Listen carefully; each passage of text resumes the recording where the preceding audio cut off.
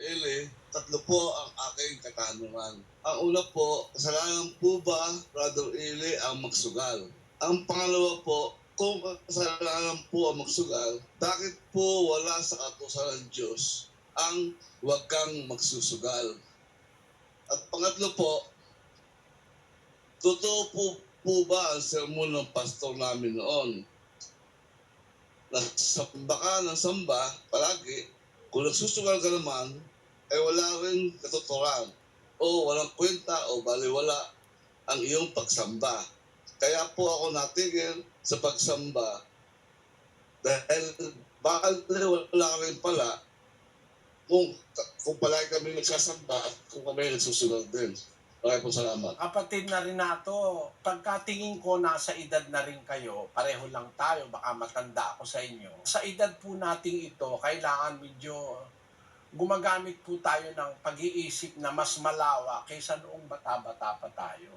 Ganon. Ako kasi, nung ako'y tumanda na, marami akong naging konsiderasyon sa buhay na hindi ko pinapansin nung bata-bata ako eh. Meron po akong tiyuhin, sugarol. Siguro mga 3 yung tiyuhin kong sugarol. Kung nung bata ako, nakikita ko sila nagbabara-baraha, may pulitana, may mga kabayong oros, kabayong kopas, may sotang bastos, etc. No? Ang tawag nila ron sa sugal nila bikol. Yung magtumama ka ng pulitana, doble. Pulitana ang tao. Hindi ko alam eh. Basta yun lang ang natatandaan ko. May bara-baraha sila, no? Ngayon, nakita ko kasi doon sa panahon na yon yung aking mga tiyuhin, parang ang naging nila, sugal na lang ng sugal. Walang naipundar sa pamilya. Nung matanda na sila, yung mga anak na pabayaan, pagka nasubo sa sugal kasi, kahit maubos yung sweldo, kahit wala nang pambili ng bigas, naku, umaga, tanghali, hapon, nasa sugalan. Sabi ko, parang masama nung maging matanda na rin ako. Parang masama kung ako babalik ako sa panahon at ako may anak na ganong karami, 7, 8, 9, kahit 5, hindi ko isusugal. Gagastusin ko ng maayos, i-invest ko kung meron akong sobra. Para magsugal ako, ba't para ka nagtatapon ng pera? Kasi sa sugal, mas madalas na matalo ka kaysa sa manalo ka Minsan kang manalo, pag nanalo ka naman ng marami, hihingi naman ng balato yung mga milyon. Para ka rin walang napanalunan. Ganun ang nakikita ko no? Actually, ako man kapatid, nung hindi pa po ako kaanib sa iglesia, mga edad 15, 16, nalulung din ako sa sugal. Ang klase ng sugal na kinalulungan ko, yung parang yung pinball ba tawag doon. Merong machine na ganun, na maglalagay ka ng taya, tapos may lalabas na bola. Pag napasuot mo lahat yung bola doon sa target, mahuhulog yung katakot-takot na barya. Siguro inaabot ako ng alas 4, madaling araw dun sa kata-target hanggang nauubos yung pera ko. No? Kumikita kasi ako noon, meron akong tindahan. 12 anyos pa lang, may tindahan na ako kumikita ako, hanggang 15 anyos ako, nagsusugal ako. Sabi ko, nung ako'y magkaisip na at lalo na nakabasa na ako ng Biblia, nag-aral na ako ng pagkaministro, sabi ko, kahit 5 ko, kung alam ko lang, hindi ko i-invest sa sugal. Kasi lumalabas, parang nai-interest mo pera na gusto mo matalo mo yung kasugal mo. Wala namang nagsugal na nanalangin muna sa Diyos. Diyos, sana po akong manalo yung aking kapwa dahil mahal ko sila. Ang utos kasi ng Diyos, ibigin mo ang iyong kapwa gaya ng iyong sarili. Kung mag-iisip ka, kung iniibig mo yung kapwa mo gaya ng sarili mo, gusto mo bang matalo? Ayaw mo. Gusto mo manalo. Kung iniibig mo yung kapwa mo gaya ng sarili mo, hindi mo hahangaring matalo mo rin siya dahil mawawala ng pagkain yung pamilya niya. Di ba ganon? Doon sa mga premises na yon, nag-iisip ako, hindi yata maganda ang sugal. Nakita ko sa karanasan, yung mga tiyuhin ko na mga sugarol, walang naiwang kabuhayan sa kanilang mga anak. At ayun, ang mga anak hanggang ngayon na hirap sa buhay. Sabi ko, bunga ito ng pagsusugal ng aking mga tiyuhin. Ang nanay ko po sugarol nung araw. Nung hindi pa po siya kaanib sa iglesia, sugarol lang nanay ko. Napakarami ko ikaanak ipinatalo sa sugal. Gano'ng karami, nanay? Naku, isang truck na perang hapon natalo sa sugal. Sabi niya. Eh kasi nung araw kasi yung perang Hapon, pag mamimili ka ng halimbawa, mamimili ka sa palengke, dapat may dala ka isang bayong na perang Hapon. Kasi ang isang nyog, 50,000. Oh, ang isang nyog na maliit, 50,000 nung araw, nung panahon ng Hapon. Eh, merong hanap buhay ang tatay ko nung panahon ng Hapon. Siya ang manager nung Vitamin Bakery na nagsusupply ng tinapay sa PGH at saka sa San Lazaro. Kaya napakaraming pera ng nanay ko noon.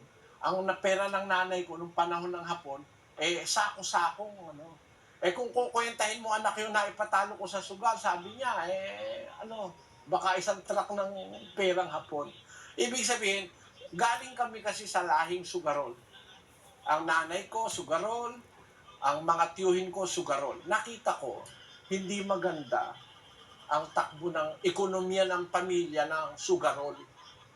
Ngayon, nang pag-aral ako ng Biblia, naisip ko, wala ngang nakasulat sa Biblia, direkto, huwag kang magsusugal. Eh, ang sabi naman sa Biblia, ang bagong tipan, hindi naman letra por letra, kapatid. 3:6 ng ikalawang Korinto. Nasa amin naman ay nagpapaging sapat na mga ministro ng bagong tipan, hindi ng titik, kundi ng espiritu, sapagkat ang titik ay pumapatay, datapwat ang espiritu ay nagbibigay ng buhay. Ito, kapatid, ay espiritual na salita ang sinasabi. Hindi letra por letra, hindi titik ng titik ang pagbabatayan natin. Eh dahil ba walang nabasa, bawal magsugal. Eh magsusugal ka na. Eh ganito mangyayari, kapatid. Bawal magsyabu. Wala sa Biblia yung bawal magsyabu. Eh magsasyabu ka na rin, di ba? Wala naman kasi syabu dun sa Biblia na nakalagay, bawal magsyabu. O kaya bawal mag-smuggler.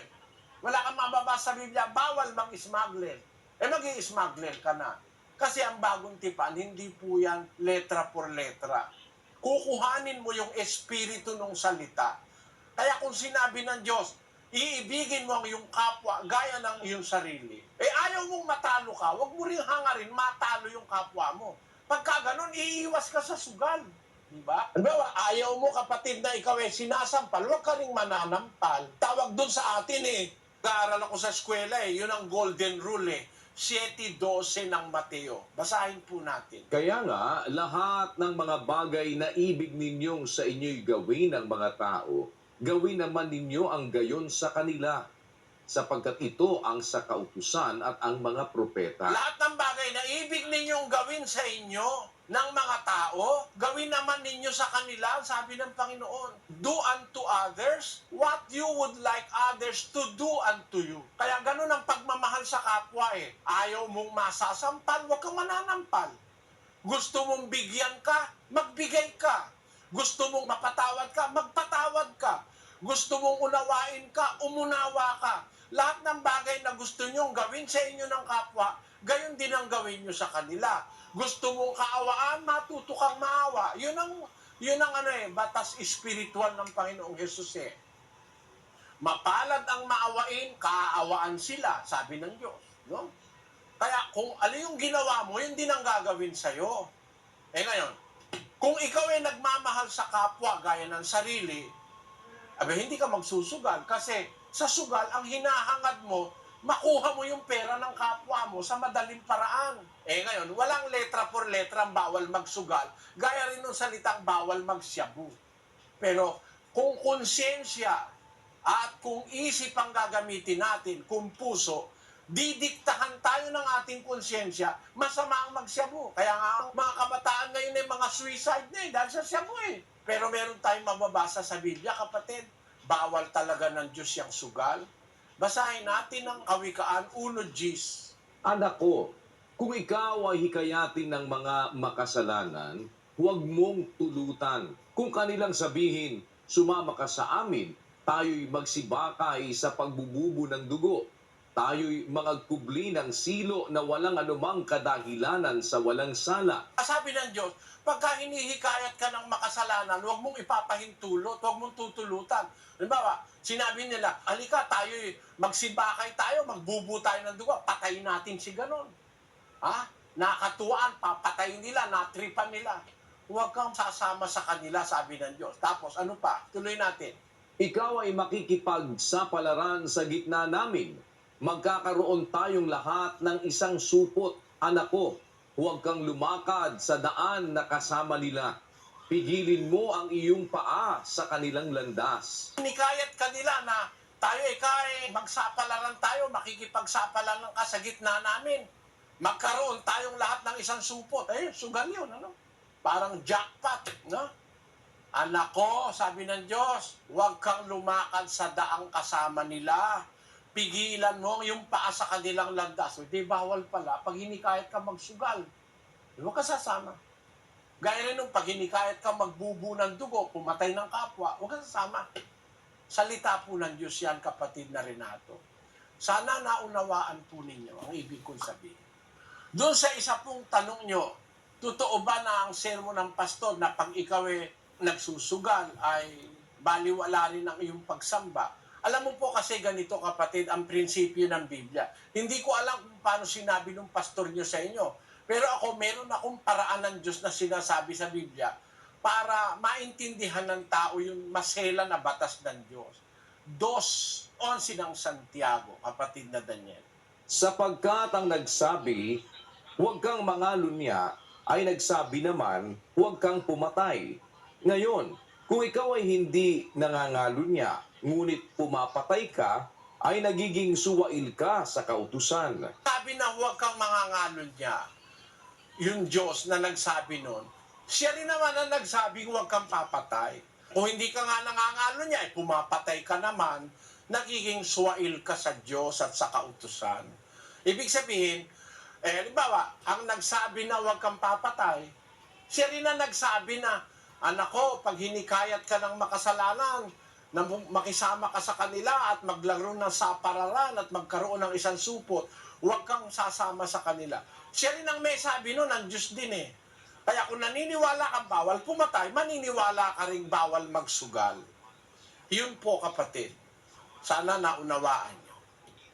Brother Eli, mga puso gano'n na napakaputi po ng mga ginagawa. Paparal po ng mga anak, mabuti pa sa pamilya niya, at wala siyang ginagawang kasalanan.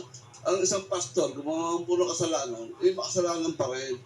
Ang sugarol, gumawa ng kasalanan, makasalanan pa rin. Pero ang sugarol, na gumawa ng mabuti po, mabuti pa rin. Kasi wala naman po siyang ginagawang masama. Kung nagpaparal po siya ng mga anak niya, napagtapos niya lahat. Kung siya po ay libangan lang po niya magsugal para yung mga kasama niya ay maglibang-libang sila tulad ng mga pare. Alam po ninyo, ang mga sugarol ay napakarami po natutulungan. Sa buong daigdig po, napakarami po ng bilang ng sugarol na nakakatulong po. Pati ng mga charity, pag nananalo po yan, yung mga nangihingi po ng gamot, binibigyan po, yung mga nambabalato na walang pagkain, nang bibigay po sila lahat. Hindi naman po lahat ng sugarol ay gumagawa ng masama. Miski na po hindi sugarol, kahit po siya pastor, kahit po siya isang teacher, kung gumawa po siya ng masama, masama pa rin siya. Pero ang sugarol po, pag gumawa sa masama, masama pa rin. Pero po ang sugarol, ay gumawa po ng lahat ng kabutihan, palagi ko napakabuti niya sa paningin ng Panginoon. At siya, ang Panginoon ay nangingiti sa kanya. Dahil bagamat siya nagsusugal, nagkapapaaral siya, naging mga tagumpay ang pamilya niya, siya ay nakamaray na tulungan ng mga tao dahil sa kanyang pagsusugal, nananalo po siya, binibigyan niyo po lahat na nangangailangan, lahat ng mga walang makain, binibigyan po niya, at lahat po ng mga gusto magpamigay ng tulong, tinutulungan po ng mga sugarol. Mababait po mga sugarol. Meron po salbahe, meron po mababait. Kaya hindi po lahat naman, masalanan. Kasi wala po nga po sa Biblia. Kaya po sinabi sa Biblia, huwag kang magsusugal. Hindi po masama ang magsugal. Ang masama, yung mga bawal po sa kanya, pastor. Hinahangad mo ang kanyang mga ibang tao. Talagang masama po yun. Miski na po hindi sugarol, miski po pastor, masama pa rin po kung maghahangad ka. Kaya mana yung kapwa. Huwag ka magnanakaw. Bigyan na po hindi sugarol. Pag nagnakaw, masama din po.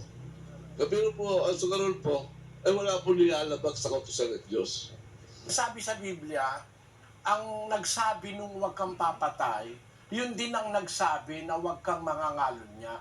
Ang ibig lang sabihin, Pagka gusto mong maging kalugod-lugod sa Diyos, sundin mo yung sinabi niya sa buo. Basahin natin ang 2:10 ng Santiago, kapatid na Daniel. Sapagkat ang sinumang gumaganap ng buong kautusan at gayon may tumitisod sa isa ay nagiging makasalanan sa lahat. Yun. Ang sino mang gumaganap, sino man, kahit sino, kahit ako, kahit sino pa, gumaganap ako ng buong kautusan, tinitisod ko naman yung isa, ayaw kong tanggapin yung isa, nagiging makasalanan ka sa lahat, ang sabi ng mga apostol. Kaya ang kailangan sa atin, mas matupad natin buo yung kalooban ng Diyos. Walang labis, walang kulang, walang dagdag, walang bawas. Nasa 3 yan ng Santiago, kapatid na Daniel. Sa Kapitulo 3 at versikulo 2 ng Santiago. Sapagkat sa maraming mga bagay, tayong lahat ay nangatitisod. Kung ang sino man ay hindi natitisod sa salita, ay isang taong sakdal ang gayon. May kaya rin namang makapigil ng buong katawan. Yung salita ng Diyos, hindi dapat kinatitisuran yun ng tao Dapat ang salita ng Diyos tinatanggap, hindi tinitisod. Na parang meron kang salita ng Diyos na hindi mo matanggap, no? Ang mga Kristiyano po, kapatid, nagsilbing halimbawa na para tularan natin sa ating panahon. Wala pong Kristiyano sugarol. Walang nakarecord sa Biblia na Kristiyano sumunod kay Kristo na sugarol. Meron pong nakasulat sa Biblia na Kristiyano manggagawa ng tolda. Kagaya ni Pablo, si Prisca, si Aquila, ang hanap buhay nila manggagawa ng tolda. Merong mga Kristiyano noong araw na mga magbubukid. Merong mga Kristiyano, ang kanilang profesyon na nasulat sa Biblia, kagaya ni Lucas, doktor si Lucas.